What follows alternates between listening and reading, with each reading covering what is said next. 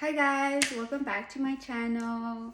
As you can see, I'm in my red robe again. I am living in it. I wash it, don't worry. I make sure that I keep it clean. But okay, so today's video, I mostly want to focus on two different things. Obviously two different topics. But first one is I did cut my hair, guys. Look. So basically I tried doing like this, it's called butterfly cut. And when I did that, I swear, guys, like, I, so my pregnancy hormones have just been like very, 90% of the time they're really good, but when they're pretty bad, they're like really bad. And I was like, yo, I can't handle this hair no more. I'm going to cut it. I've been debating on cutting it for the past, like, what, 2 months? So when I did, I was like, I'm fully and over this. And I just decided to just cut it. So basically what I did is I put like the half of my hair to the front and I cut it. And I guess you're supposed to cut like 2 inches or more to notice a difference. I think I did a lot more than that because it turned out to be this small, guys. Okay, and when I literally seen it, I started panicking. I was like, I completely did it wrong and this could turn out really, really bad. And then the other side, you're supposed to divide obviously the head basically in half with the hair, and then the rest of the other side that I did in the back, you're supposed to like flip it to the front and then cut it 2 inches or more. So that's what I did as well. And as you can tell, the shortest length is here, and the longest length is here, and then my belly button is like right here. So it's still pretty long. I try to keep my length pretty long, but I wanted more layers and I wanted less hair. So I think it turned out good. I think it turned out really good. So I'm pretty happy about that.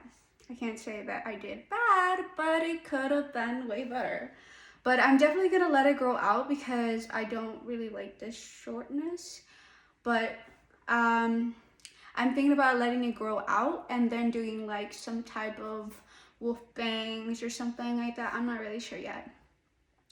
And the second part of this video is mostly gonna be about my social anxiety and any type of anxiety that I've had for the past, I don't know, maybe 4 or 5 years. So you guys don't really know me too well, but I got in a car accident about I was like 18, 19 years old. And when I got in the car accident, I remember there was this dinging after. Like, I know I hit the front of my face because my nose kind of hurted.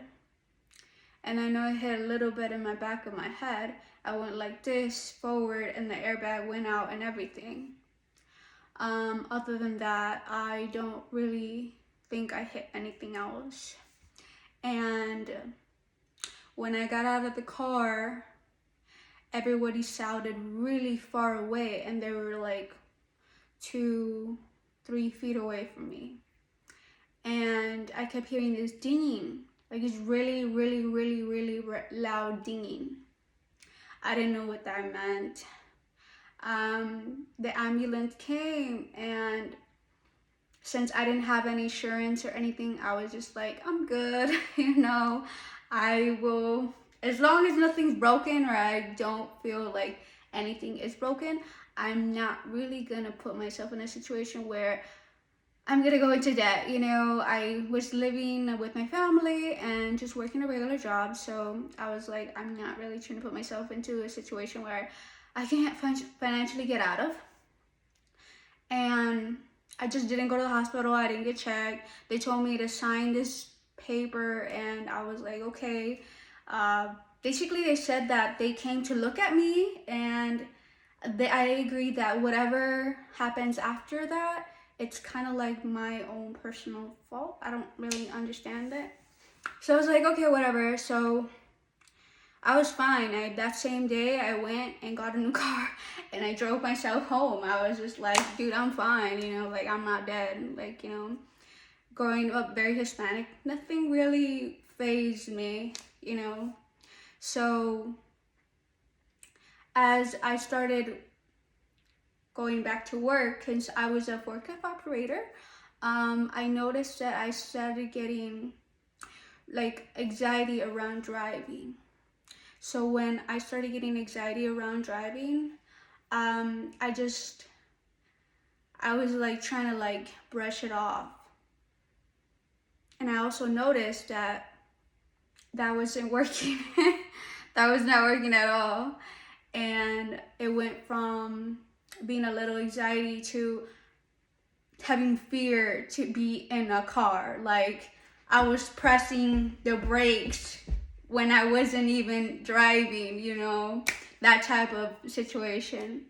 And I was just like, yeah, no, this is getting worse. After that, for a whole year, I didn't drive. Like I did not drive, I didn't go out, like I didn't do anything. Like I would take Ubers, and then when I would drive, I was like super like, oh my god, they're getting close, like oh my god, like this is happening, like I wouldn't get on highways or anything like that. Like it just kept getting worse and worse and worse. And I never got cured for that concussion. Obviously I got a concussion, like my head. So a concussion is basically when your brain hits something hard or you move very suddenly, but your brain is the one that shakes, not your head. So that's how you can get a concussion.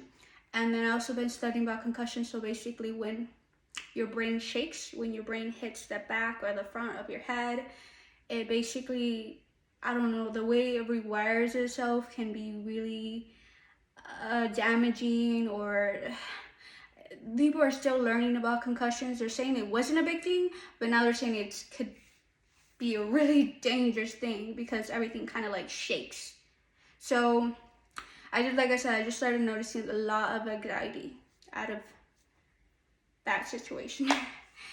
And still to this day, I do have trauma towards the car accident. Not as much as I used to.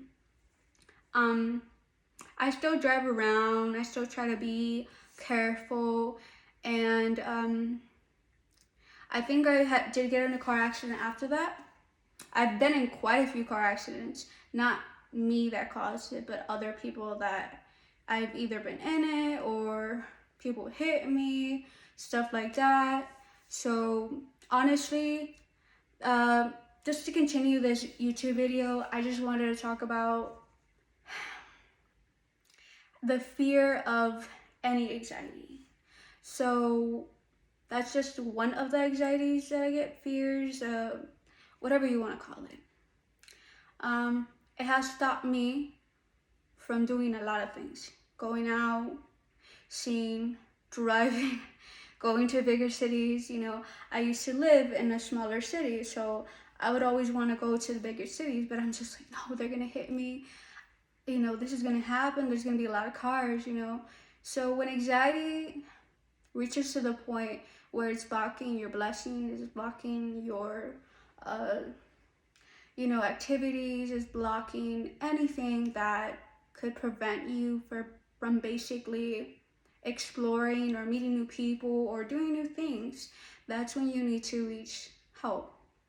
That's when you need to release the trauma in your body, and that's when you need to physically heal yourself.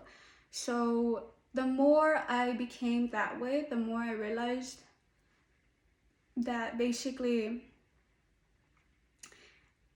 I'm putting myself in a box. And when I put myself in a box, I can't do that. I can't see that.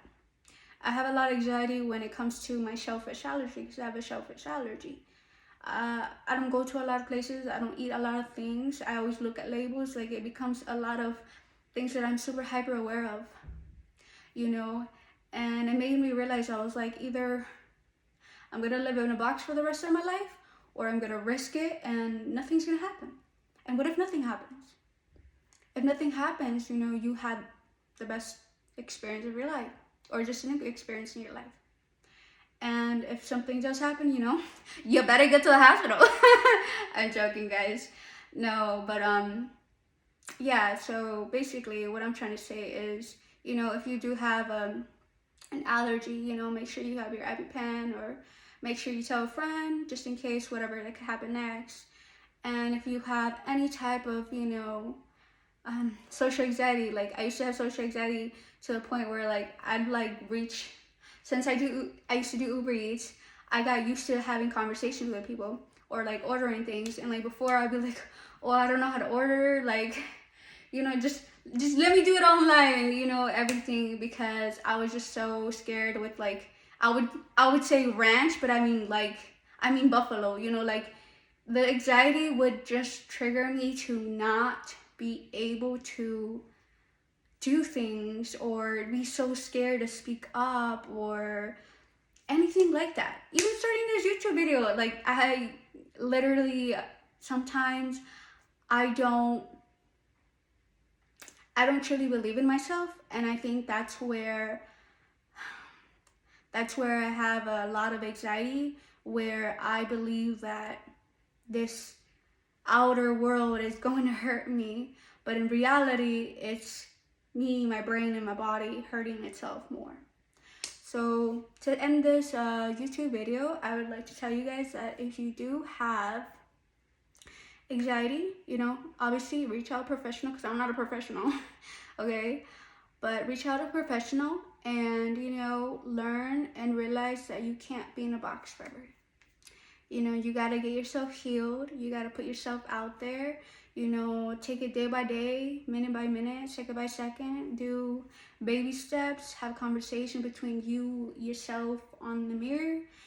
Practice. Put yourself out there if that's what you want.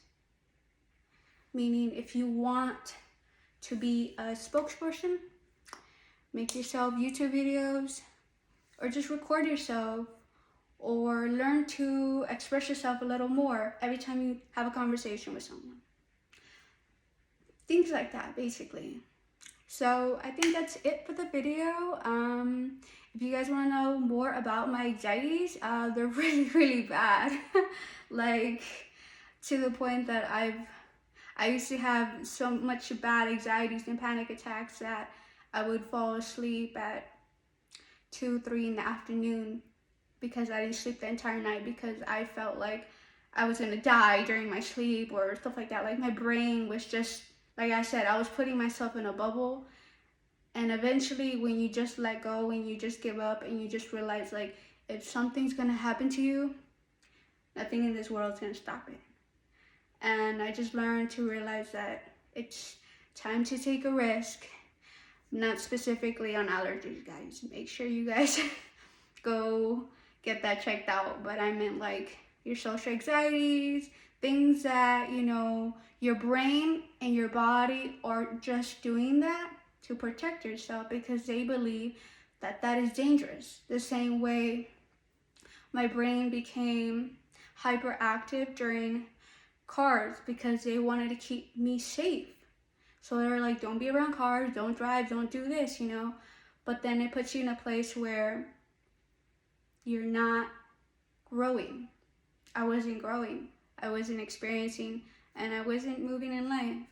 So I think that's it for the video, guys. Bye.